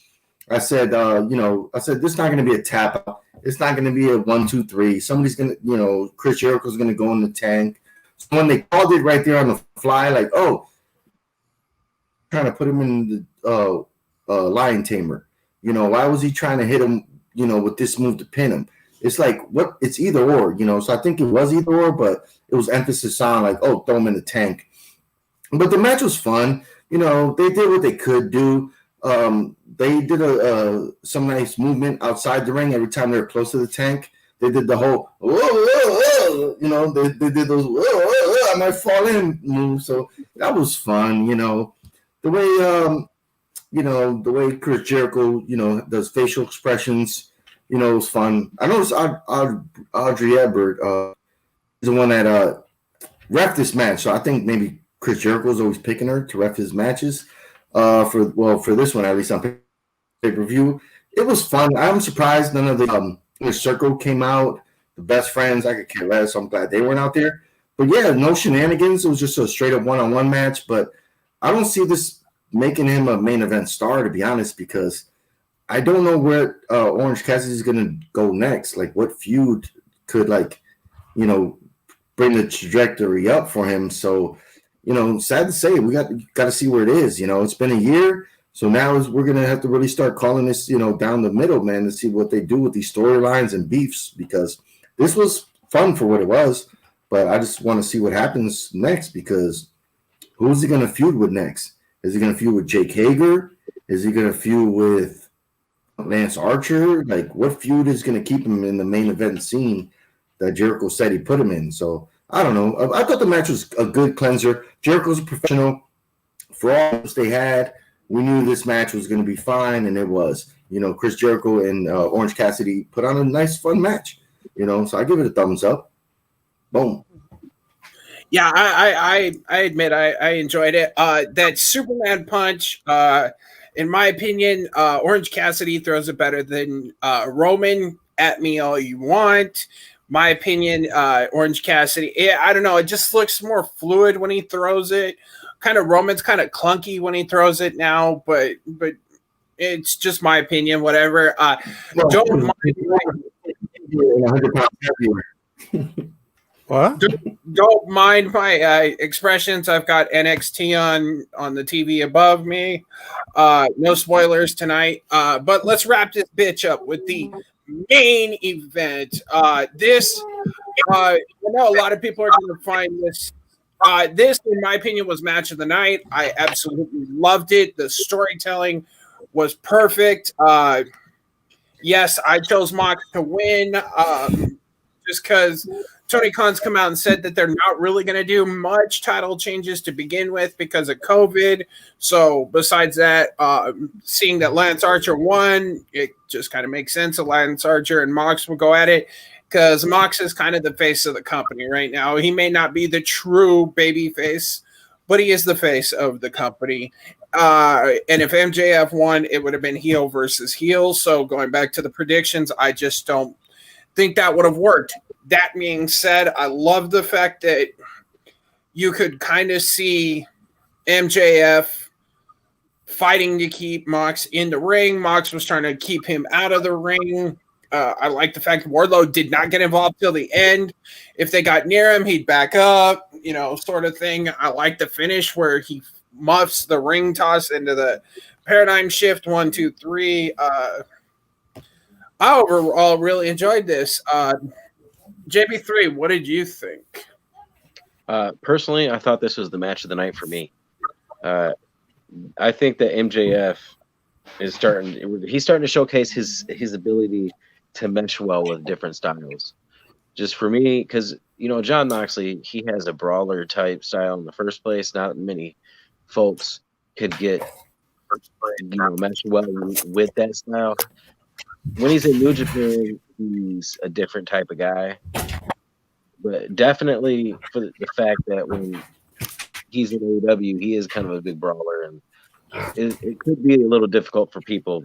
But MJF does real well. He can go with things like Oh, shit, it's raining. and like straight up, like I think that in this match, it's showcasing something. I could talk a lot about the actual match. However, I know a lot of people are going to break down the actual match. So what I'm going to do is I'm going to talk about one of the coolest things about the match that I hope is something that Lance Archer realizes, and I hope Jake the Snake realizes, is that all of Jon Moxley's opponents have been taking him for granted. They've been thinking that he's just some stupid, fighter who will just do whatever. They don't realize that, look at Brody. He tried to just overwhelm him. Jon Moxley didn't get overwhelmed. He learned that he can persevere and try different moves, choke him out. When he faced Brian Cage, he outsmarted. They thought he was just going to get demolished. He was like, "Oh, I'll be smart." He paid attention to his arm. In the contract signing for MJF, they thought he was stupid. He outsmarted them with the contract in the last page. In this match, he wasn't supposed to use the paradigm shift, but he outsmarted him, just like he did in Jericho in the title match with the eye. He outsmarted him. He keeps outsmarting his opponents.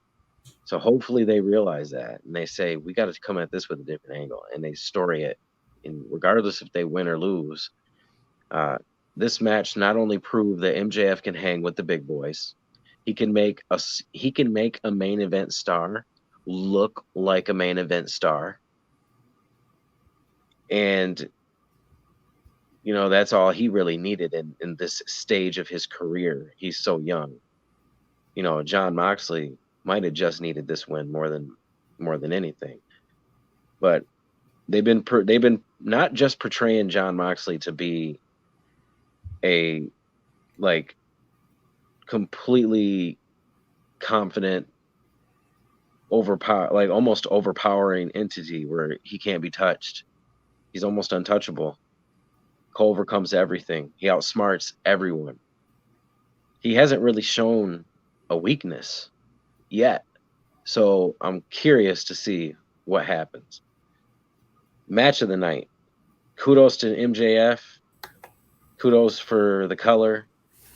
Kudos for Jon Moxley being the same monster that he needs to be.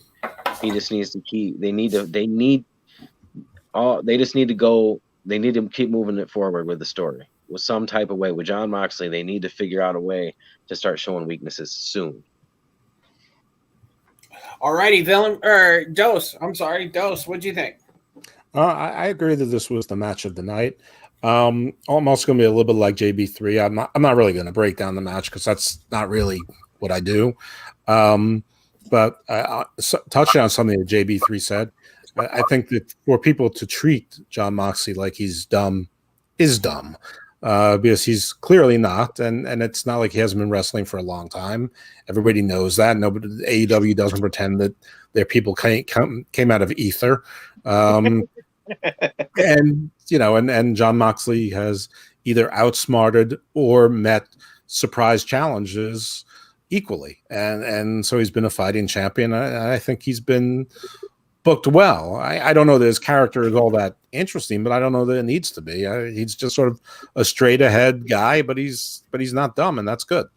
I liked how they traded the color. Not really, Wardlow missed the throw towards the end. They did that once before and teased the descent. I think that's going to continue. One thing, though, that I think it was actually Maddie who said it earlier.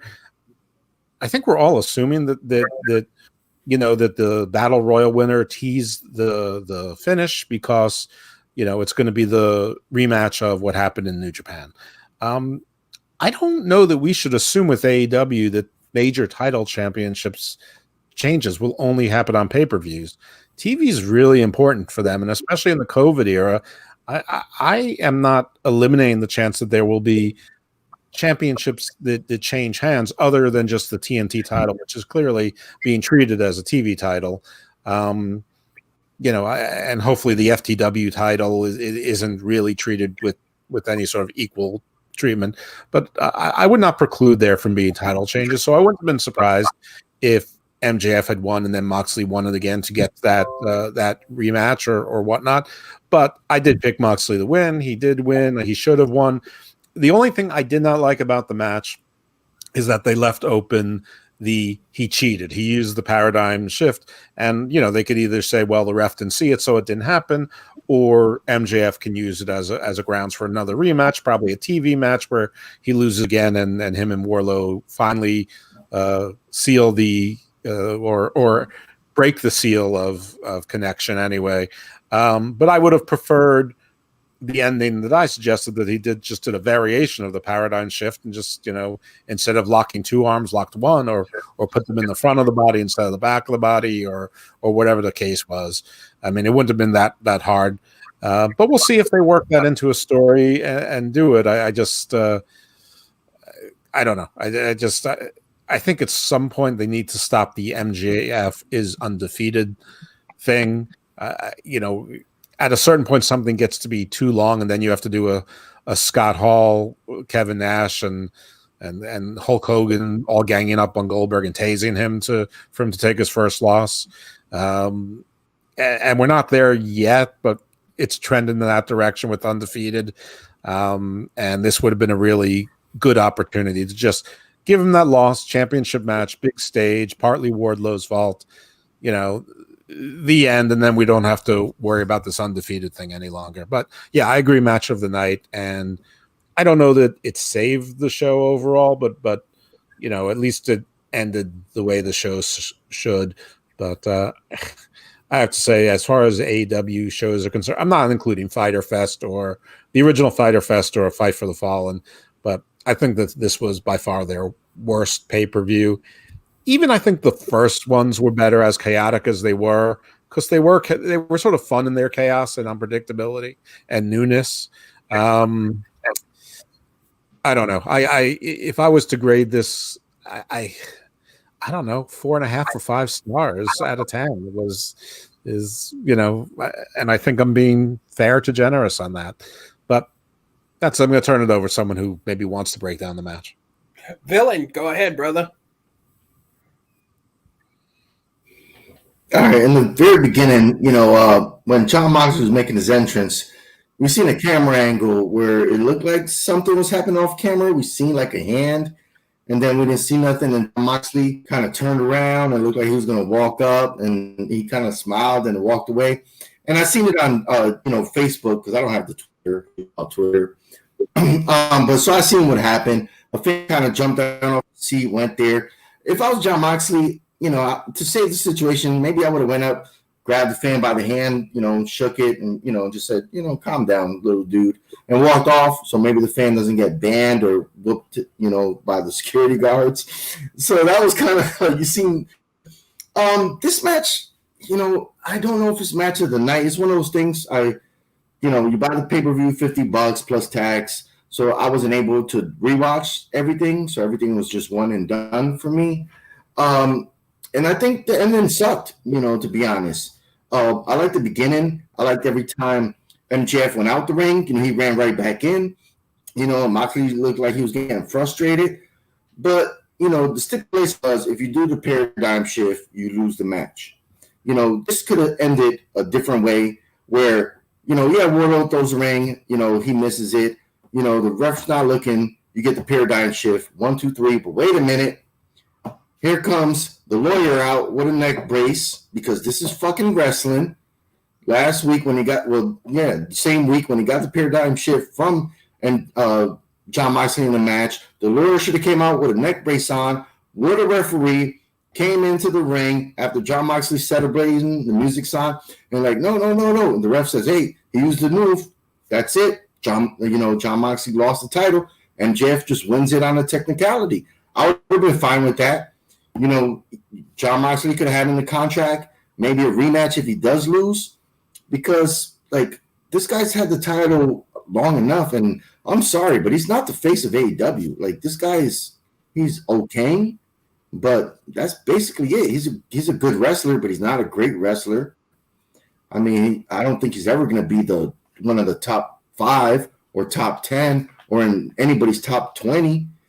So I think that if they would have did something different, like I said at the end, where Moxley lost the title on some maybe being overconfident. A lot of people saying, he's not stupid.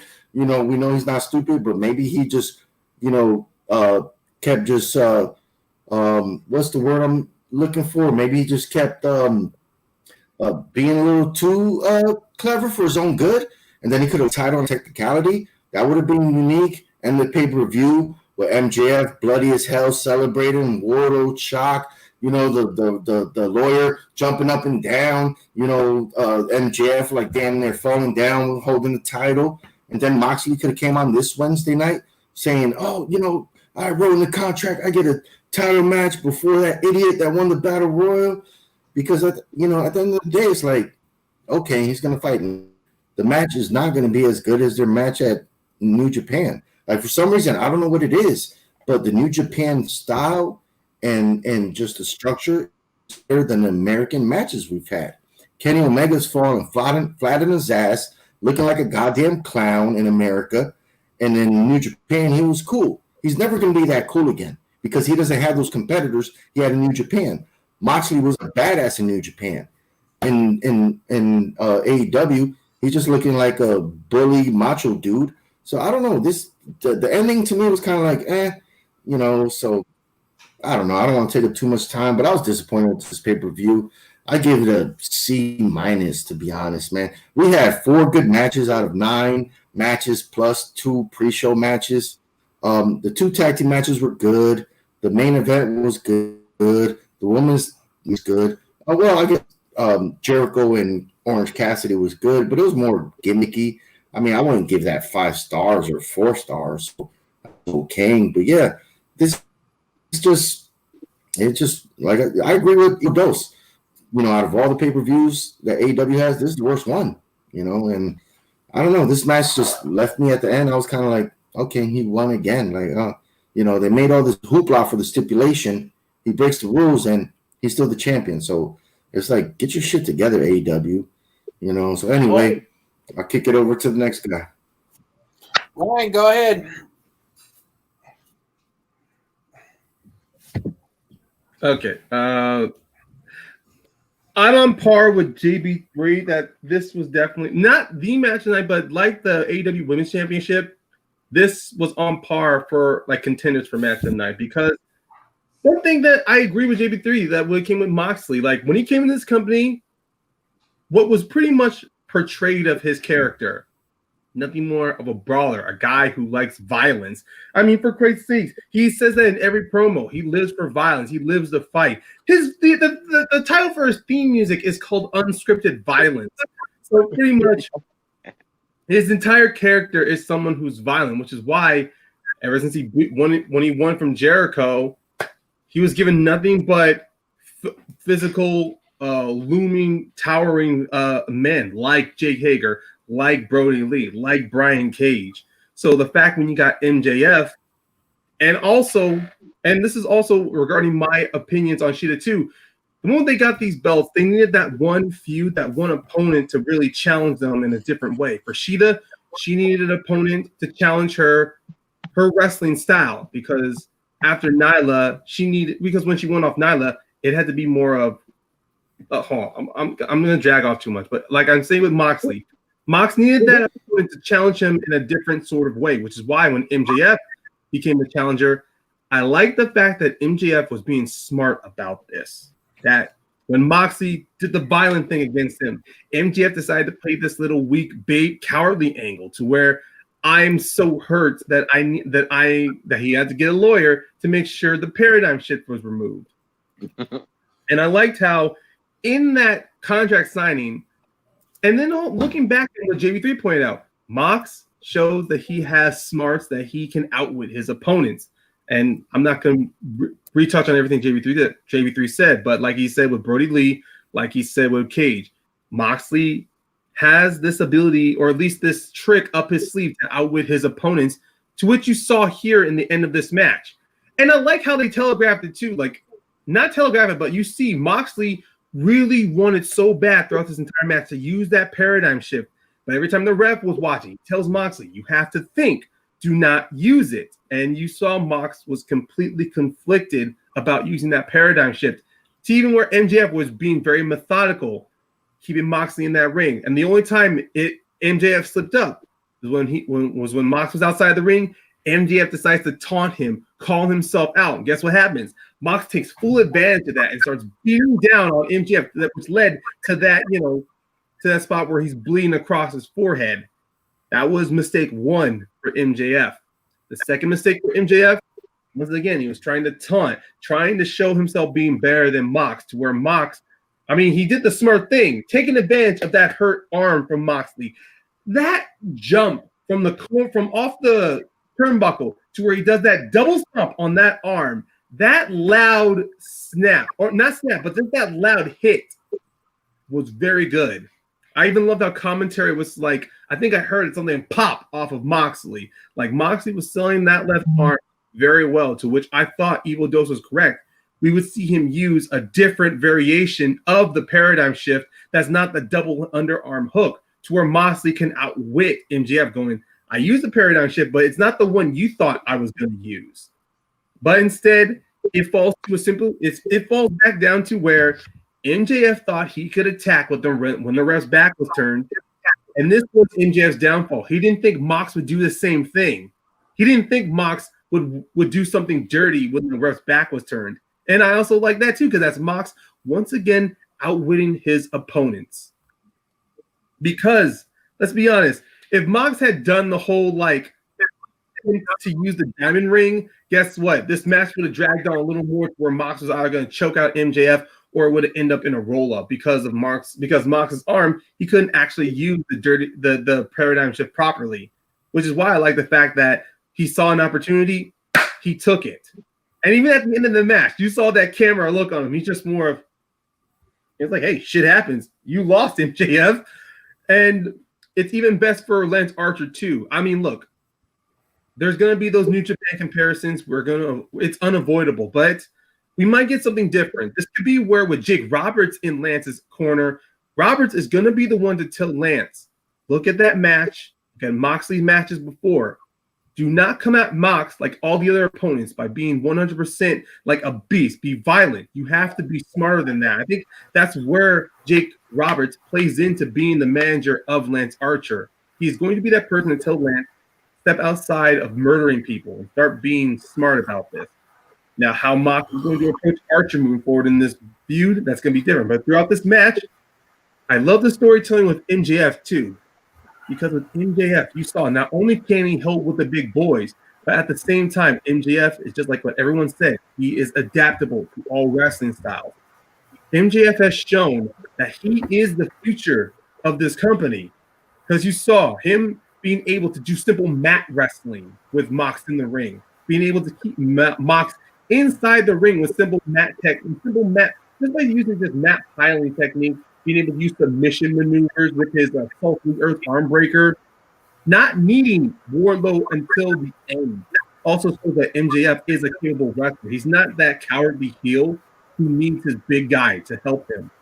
He needed Wardlow towards the end, because if you saw, MJF was bloodied up, he was getting exhausted. It was finally at this point where he was not thinking smart. He was getting desperate. And it was because he was getting desperate, it cost him. Now, I have no doubt MJF is going to be in that title picture next year. Or hell, even by the end of this year, if they do another stupid Battle Royal setup to where MJF wants a championship shot. But MJF is going to get gold around his waist. I guarantee that. I like the fact that Mox won.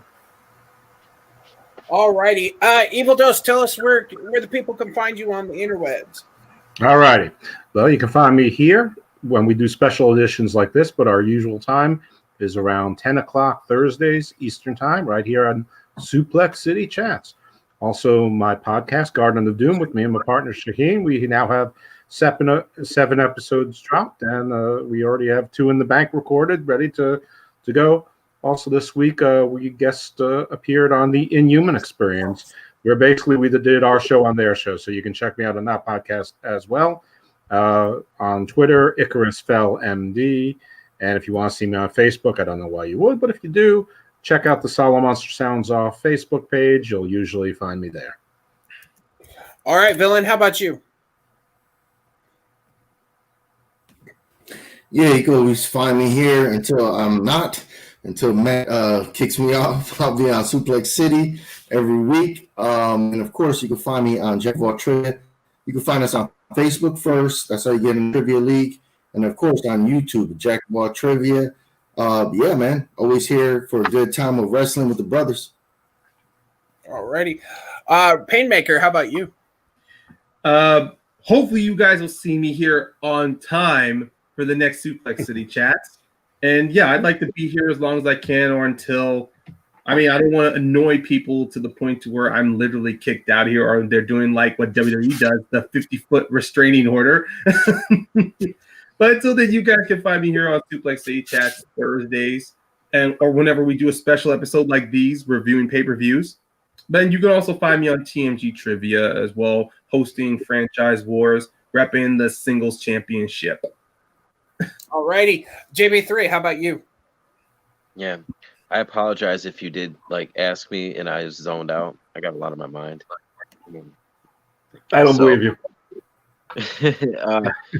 But yeah, obviously Suplex City Chats, and whenever we come on special live after shows, and we do it on a Tuesday afternoon, it's pretty fun. So check, always here, as long as like Bill said, as long as I don't get kicked out. Also, Nerd Entertainment Network, Combat Wrestling Trivia. We just dropped CWT Undisputed. It was really fun. There's all the matches. You can go check it out anytime you want to. Thanks, guys. And yeah. Alrighty. And I'm Eddie G. You find me right here, hosting Suplex City on Thursday nights at 10 Eastern, Saturday nights after dark takeovers, and Sundays Movie Mania. And thanks for everybody.